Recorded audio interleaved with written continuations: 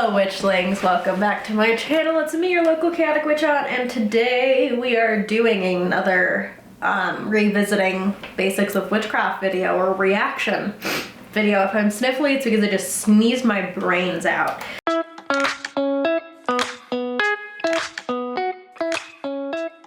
So today we're reacting to a Why isn't YouTube working? What's going on? What the fuck? Okay, here we go. We're gonna be reacting to my basics of cleansing video, methods, do's, don'ts, and questions. I also did like a protection, which I just reacted to, binding, banishing, astral projection. What? I think this is going to work. Hopefully. So here we go. If you only list your vacation home on Airbnb, I love watching ads on my own channel. you might have. That's funny. So far I don't hate this.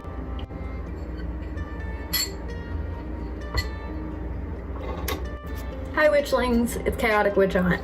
And welcome back to my channel. Today we are going to do a cleansing basics video. I should have bought a microphone sooner because this is like iPhone audio and it's really bad. I'm gonna break this down with just some basics of cleansing, then we're gonna talk about different methods, we're gonna talk about do's and don'ts, and then I'm gonna answer some questions that were submitted to me. One, already this is a much better setup than my protections video, and I'm gonna say why. My attention, there's not a lot going on. I do wish that I moved this little green Shaun the Sheep container, but you just really see my face and a background. There's not really, like, I'm not doing a lot with my hands. If I am, it's just an addition like this. My attention's on the camera. It seems like I have a list in front of me, which is really good because it seems like I'm like reading off a computer for this video, which I really think it was good because my attention span is that of a squirrel. Overall, just a really kind of foundational basic video. Starting off, what is cleansing? Cleansing is the act of cleaning spiritually, physically, energetically your space. So yeah, already breaking it down more than the protection video, which I really, really like. This is done by several different methods. Cleansing is basically used to clear negative energy from yourself and your space. Consider it spiritual housekeeping. It's important and necessary for your practice and yourself. I like it. I don't hate this video, which is awesome because I don't know how far like away this was from like protection or how many months there was in between, but I'm already doing a lot more by paying attention to the camera. I have like title cards to tell everyone what I'm talking about. I still stand by the necessary part. I do think that everyone should do cleansing of some kind. I talk about this a little more in my book, but the metaphor that I use is like when you go out on a hike, when you do all this, when you kind of go out in the mud and you get home and you're covered in dirt, do you just kind of leave the dirt on and continue about your day, or do you go and wash it off and take a shower? And I use that as a metaphor for energy. Things like that, ideas like that have existed since ancient Greece with miasma.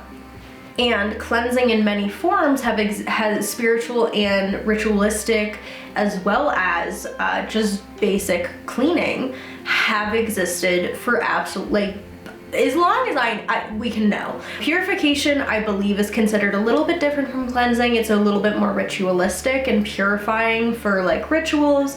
We think of purification in terms of like Catholic Church, purifying ourselves before talking to a god, etc. Why do we cleanse? We cleanse to make sure that our spaces stay nice and high vibrational.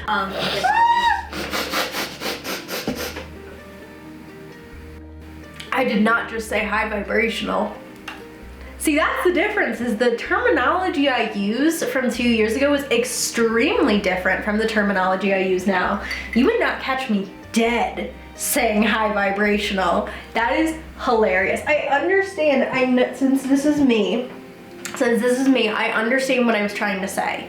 When I said high vibrational, I really did mean like good vibes, like keeping the energy really like good, but high vibrational is not the right term.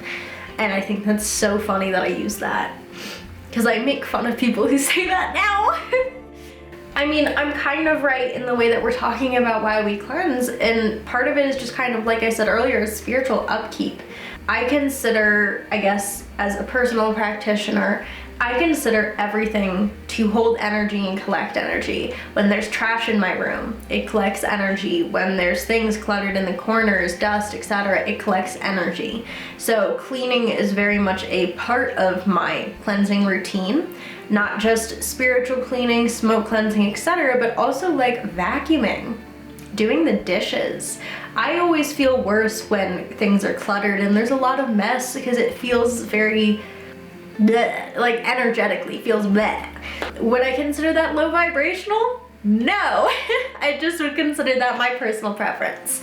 Obviously, every single practitioner is going to cleanse a different way. I'm very much, since I'm a full practitioner, very much like my cleansing is like in the shower, it's vacuuming, it's very practical. I do sometimes smoke cleanse before doing certain things. I will wash my hands before doing spells, but I don't necessarily walk throughout the entire house and with like a bunch of smoke. Also, that's because my mom will kill me. I did do that at the beginning when I first moved in the house to get rid of everything, and my mom almost crucified me. She's like, what the fuck is that? I'm like, Rue? She's like, it smells like weed. And I'm like, oh no. She's like, you're gonna get your sister in trouble for smoking. And I'm like, please. So if I do smoke offerings, they are outside, not inside. Continuing. It gets out any yucky energy, any stagnant energy, anything that could be an obstacle to us, our spiritual, mental, emotional, physical progress. I love that, because I do think that a lot of the times these obstacles that, I mean, like, we know people feel like that negative energy a lot. I do involucral remedies like once or like every other week or once a month, but I do think a lot of the time these obstacles that we set could be placed by others, just a collection of negative energy, and sometimes cleansing is like a really easy way to get rid of it. Like, you don't necessarily need to do a return to sender or banishing. My first step is always, I'm gonna cleanse my space and see if I feel better. I usually do, because man, I love when there's not dust on my floor, which is not right now. We cleanse to make sure that our spaces, which are extremely important to our magic, our health, how we feel emotionally, mentally, and sometimes even physically, stays nice and clean. How often you cleanse depends on how often you want to cleanse. I usually recommend every couple of days for cleansing your person. I cleanse in the shower. Okay, I got confused. I thought we were smoke cleansing our bodies every couple of days, and I was like, wow, I do not do that. If you do that, that's very, very valid. I still do this. I still cleanse in the shower every couple days, and when I get out of the shower, I anoint like pulse points, wrists, hands, and feet with protection oil. And for me, that cleansing is, I'll usually say a couple prayers. Sometimes I'll do an uncrossing before that shower. You know, I very much do it every couple days, just because I tend to pick up a lot of energy as someone who's on the internet. And do a nice little ritual once a week or every other week for the space, and once a month for my altar space. So I still do once a week or every other week, because my cleansing is vacuuming.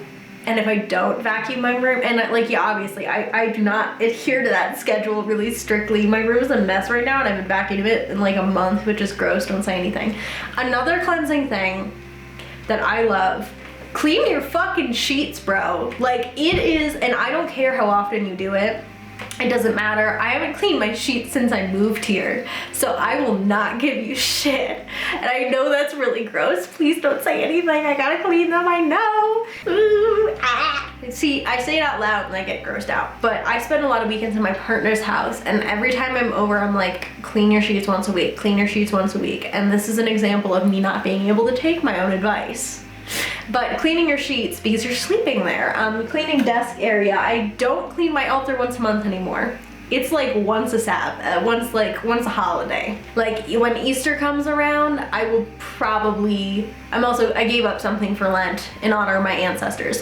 So when Easter comes around, I'll probably do a mass cleaning of all my altar spaces as like a renewal. But for right now, no. If you want a video on how I, as a witch who don't go to church, is celebrating like Lent and Easter, please let me know. I'm not going to mass. I just am considering the holiday, like the Lenten, as a time that I consider like spiritual. Anyways. And I use different methods for each of those. The entire house I will do around once a month. So there are a lot of different methods to cleansing, like a lot. Like there's so many different methods, and then there's so many different methods throughout different cultures. So these are just like some of the basics, and I'm probably gonna miss some. So there's smoke cleansing. This is kind of the basic. You take a little like incense, little cone, a bundle, and just kind of wave it around your... Wave with intent. What does that mean? Like, I guess, if you don't know what wave with intent means, you can also say prayers, a chant, you can state your intention before. I just think sometimes that the smoke cleansing speaks for itself when you're moving throughout the entire house with a really powerful incense just like this. I did that for the house purification for the Epiphany, but yeah. There's sound cleansing. You can do this with bells, Tibetan sound bowls, elephant bells. I like sleigh bells. I go and then like go for it. We do still have sleigh bells and they're on the door, so every time the door opens, the sleigh bells ring. Cleansing, this is the act of using your energy or the energy of something else to clear a space. This takes a lot of practice, and I do not recommend for beginners unless you are very skilled in energy work. Yeah, you can do it if you want. It's not that big of a deal. Practice makes perfect. Might as well get started early. I don't really do energetic cleansing. I do more like shield. I even talked about this like with a friend. I really don't meditate anymore. I didn't find it really beneficial for me. Now what I do is primarily grounding, some centering, and some like energetic shielding. And those are the three things that I really do the most. I don't really go out of my way to meditate every day or astral project or anything like that. There is literal cleaning as cleansing. This is kind of where the magical meets the mundane. Actually cleaning your space can also be a form of energetic cleansing.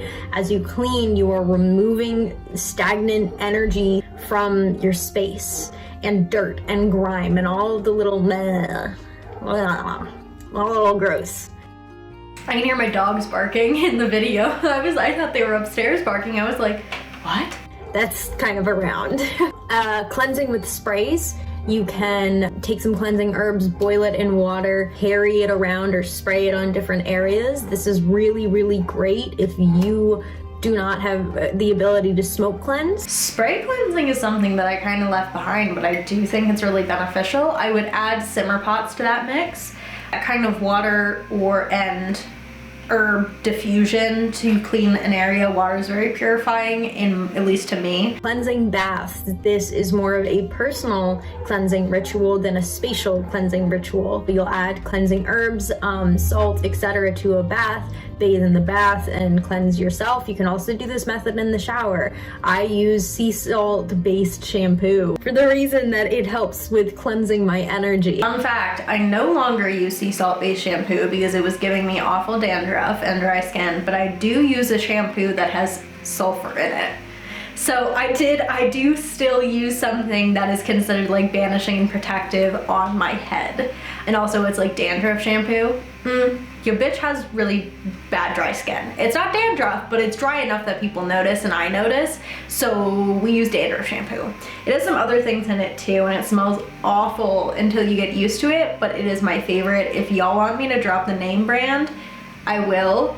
It is like the only thing that has ever worked for dry skin on my head, and I have tried everything. I tried oil masks, I've tried other masks, I've tried specific shampoos, I've tried custom shampoos, and this was the only one that stopped the dry skin.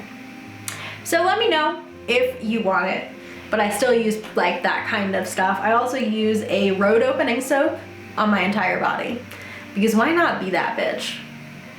And remember, this is all about intent, but materials do help in this situation. You can also cleanse using crystals. There are specific crystals, particularly satin spar and selenite, that are used to... I still like this. I don't do it as much anymore. I kind of rely heavily on object-wise. If I'm cleansing an object, I'm using smoke, I'm using maybe a purification spell, rue cologne or water, maybe some holy water and maybe a Jinx killer oil on the surface, depending on what it is.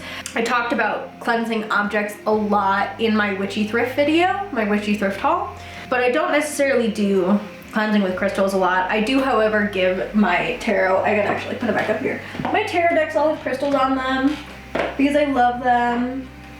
They aren't necessarily for cleansing, but it does look pretty and I love them. I think I tried to be a crystal bitch and now I just like them because they look nice. So here we are. Cleanse a space. I keep selenite on each of my windowsills and on my altar space. A few other methods of cleansing include dancing, raising the vibration and energy of the space. I love that. You can also cleanse using sigils. Charge sigils with intent and burn them. I have a cleansing sigil that I use, and Cleansing sigil is a really good idea. Not my favorite method at this point because I like something more physical, like cleaning. I also can't believe I kept selenite on my windowsills. Do you know what I have on my windowsills now? My one window? Plants! I'm traveling and I'll carve it into the candle and burn it, or I'll put it in a piece of paper and burn it, and that's really great for when you're going place to place. You can put that sigil anywhere and use it as a cleansing thing. The kind of trouble with that is that you do have to charge sigils and make sure they stay charged. So if it's on a candle or anything like that, it's really important to keep that in mind. My favorite method of cleansing, I balance between smoke cleansing and sound cleansing. I will grab my sleigh bells and... At this point, I've already told you what my favorite method of cleansing is now. I also really like dancing to cleanse. I have one particular artist band that is like very central to my spirituality, like has been in my life since I was in high school, started witchcraft, and it's always hit me and been very spiritual for me, listening to it, dancing to it, etc. So if you can guess that artist, let me know. Jingle jangle them all throughout the house. It needs to be done on a day where no one in the house is doing work-based stuff. And I also do a lot of energetic cleansing, which is using my energy to clean out a room. Some do's and don'ts of cleansing. Do cleanse using ethically sourced products. This means products that were not taken from the earth, stolen, produced in mass ways. With incense, that's a little bit harder to find. So for me personally, I tend to be a little bit more lenient towards that. But if you're using herbs, you want them to be ethically sourced, which means don't use white sage. It's culturally appropriated and not ethically sourced.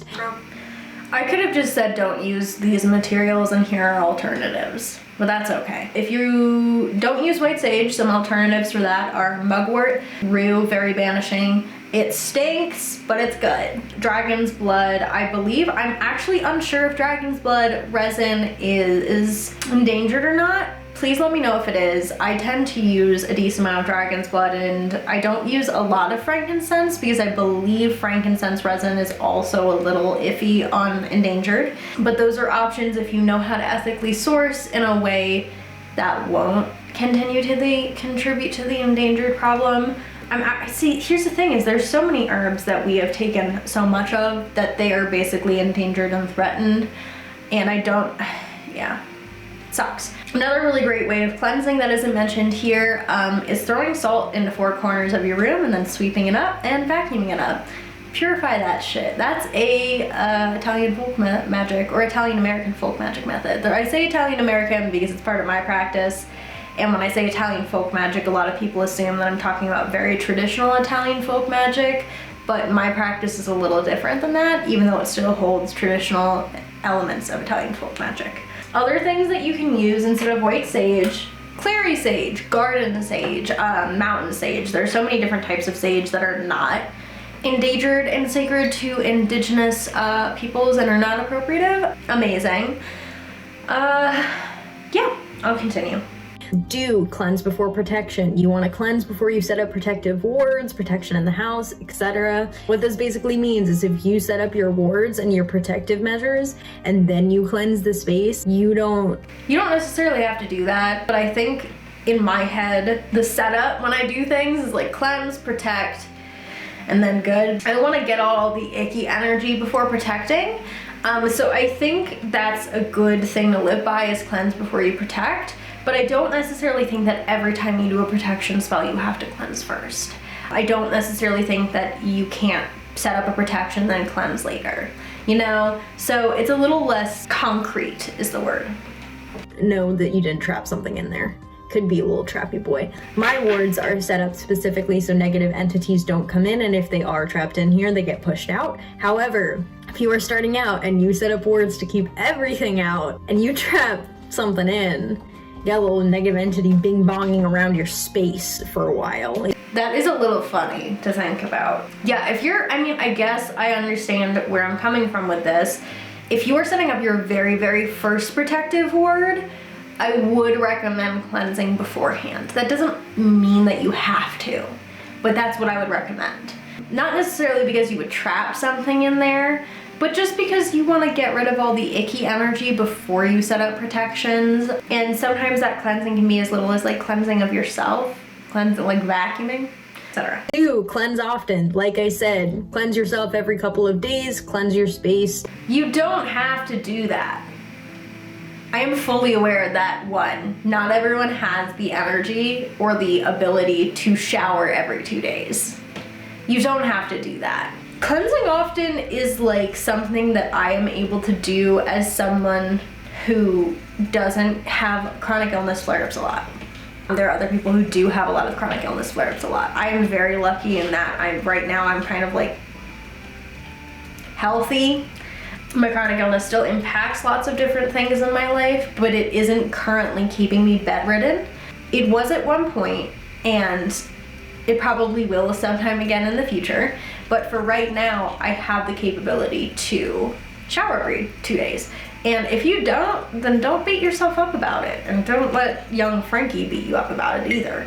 Cleanse when you are physically able, when you are mentally, emotionally able. I also know that like if you suffer from depression or mental health issues, if you are neurodivergent and you kind of your brain works in a different way, it may be harder for you to stay on task with these things and to stay on like a schedule. So do it when you can. Do it when you feel you can. You're not a bad witch for not being able to cleanse as frequently as some would say. Okay? Okay. Some questions. How do I cleanse as a closeted witch? There are a lot of methods that are really, really kind of hidden. I usually recommend sigils, writing a sigil on a piece of paper and burning it, which is another really, really great method. Just make sure it stays charged. You can use crystals, lay them around. You can use sound or dancing or singing. That's really great. What areas should be prioritized? This is really great. I always say follow your gut, follow your intuition.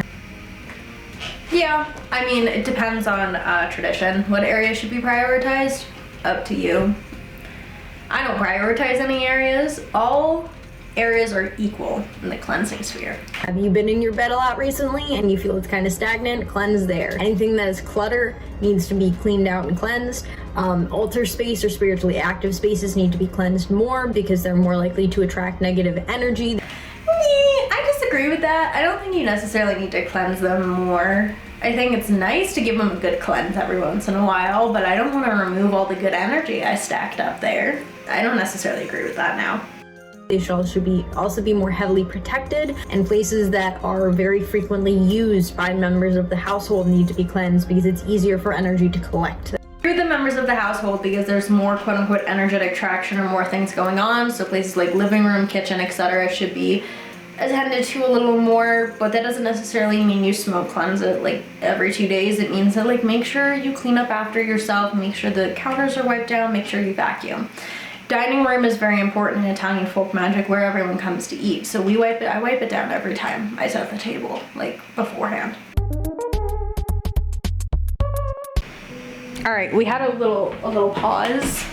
So we're talking about the difference between cleansing and banishing. Cleansing versus banishing. Good question. Cleansing is cleaning a space. Banishing is knowing that something's in the space and literally removing it and getting it to leave forcefully. I agree with this. I think banishing is very much removing something specific from a space or your life. It doesn't necessarily have to be a spirit. It can be banishing bad vibes, because we want to be high vibrational. Oh, I can't believe I said that. That's the biggest, like I said, biggest thing, terminology. I would never say that now. That's ridiculous. And cleansing is more spiritual upkeep, banishing is more specific. I always say cleanse first. If it doesn't leave through cleansing, then you can banish it, and I'll be going over that in a later video. Can it go wrong or backfire? I don't think so. Not really, no. It's like, I mean, can your vacuum break? Yeah. I mean, I guess like the intention of cleansing is to clean a space, to clean it. So like, what's the backfire of that? You remain dirty and need to use something stronger to get it off? I guess that's a backfire. I think we need to talk about spell backfiring in another video, because I feel like I got a lot of questions on can this backfire when like they're not necessarily things that are like going to go wrong, but I don't know. I haven't had a situation where cleansing has gone wrong or backfired. Maybe one day I will. Still haven't. I feel like the worst that can happen is it just doesn't work properly and you have to do it again. And I think the way you notice that if cleansing doesn't work is if you cleanse and you still feel stagnant energy around. Ethical ways to cleanse. Use ethically sourced materials. That's the best way to do it. To end this video, I understand that ethically sourced materials are not accessible to everyone, so I don't think there needs to be this much of an emphasis on getting ethically sourced materials. If your incense is from the dollar store, so be it. I just don't like culturally appropriate, because I don't think I gave enough information on ethically sourced materials. It's such a broad term that I think in order to really promote it, I would need to give a little bit more. I really do think that when I was saying ethically sourced materials, I was primarily talking about like don't use white sage or culturally appropriative techniques, but I could just say don't culturally appropriate a particular cleansing technique and it would have given me a there. So yeah, I don't put I mean like ethically sourced materials are fantastic. I'm very specific with my bones about sourcing ethically. Some of my herbs I source ethically, but I don't always have the money to do that because it's very expensive. And I know a lot of other people don't have the money to do that. So don't beat yourself up about that. It's okay. It's okay. Get your incense from the dollar store, babe. So I'm gonna gonna grab some of my favorite cleansing materials and show them to you guys, just then talk about where I get my cleansing materials from. These are the methods I keep around my room. I'm gonna start with my incense first. I have to order more frankincense. This is me. Ethically sourcing materials, also me. $3 incense. It's a frankincense incense stick. I do prefer resin. I have to get the little circle thing. I don't see, and that's the thing is I don't know if frankincense is if it's endangered or not. Let's just check. Is frankincense endangered? Near threatened. Yeah. So it is threatened with near extinction. So how? I can't believe I sat there. So that's the thing is like I clearly didn't know enough about ethical sourcing to like really promote it because I'm using something that is threatened near extinction in incense. What are dragon's blood? Hold on. It's vulnerable. Okay. Vulnerable to extinction. So a little bit different.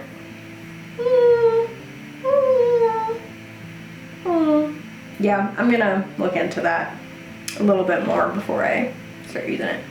But this is really great. I do not use sage often because sage is more like bleach. Not white sage, just any sage is more like bleach. It's really if you want to completely... I still agree with that. Well, I don't think all sages are bleach. White sage is like bleach, which is why I don't use it. I also don't use it because it's culturally appropriative. Not all types of sages are like bleach. depends on the genus and the family and what type of sage it is. Clear it out, and I have spirits, like I said. They prefer me not using sage, and they do indeed throw a tantrum when I do use sage. I do. That is true. I did use like clary sage, and someone did throw a tantrum. I think something got knocked over. So yeah, I do keep in mind the spirits and what kind of cleansing materials I'm using. That's why nowadays I typically use mugwort or rosemary, unless I really need to clear things out, and then I use rue. But the spirits in my space aren't necessarily gonna leave because of A, B, and C. Because I used a specific material, they may just be like, why are you doing that? I'm not going anywhere. So I don't use sage often. I prefer frankincense and sandalwood incense or resin. I'm pretty sure sandalwood is endangered too. Hold on. So this is what I mean with the ethical, like, don't listen to young Frankie about ethical sourcing. She didn't know what she was talking about. Because this is, red sandalwood is endangered and Indian sandalwood is vulnerable. I also don't use sandalwood anymore. The dragon's blood I received was incense as a gift, but I probably won't. If dragon's blood, like the dragon tree, is threatened, I'm probably not going to continue using that past it or go out of my way to get it. Sometimes I'll use myrrh, and I also use sound cleansing often. I think myrrh is good. Myrrh, endangered. Okay, it is vulnerable. Everything is fucked. Damn. Kind of get over it at a certain point. When I do want to sage, this is a white sage free bundle from Crystal Girl Always. I will tag her down below, and she is absolutely amazing. As you can see, it's been used a little bit, and then my entities threw a tantrum. And then this is a candle from the business that I'm partnered with. They do hand poured. Once again, why is the candle purple? I will never I think it's just what I had on hand, but I genuinely don't know why the candle is purple. Soy wax candles, completely clean, very ethical. This is a dual protection and cleansing candle. So one of the sigils represents cleansing and the others are protection or banishing negative energy. And I just light this whenever I'm feeling like a little stagnant energy. It stays on my desk. And finally, I do use selenite, desert rose. This is more selenite, and I keep these placed throughout the room. Someone mentioned cleansing tarot cards. You can put selenite or a crystal on top of it. You can smoke cleanse it. I don't smoke cleanse often just because my sister is an asthmatic. So I do asthmatic. So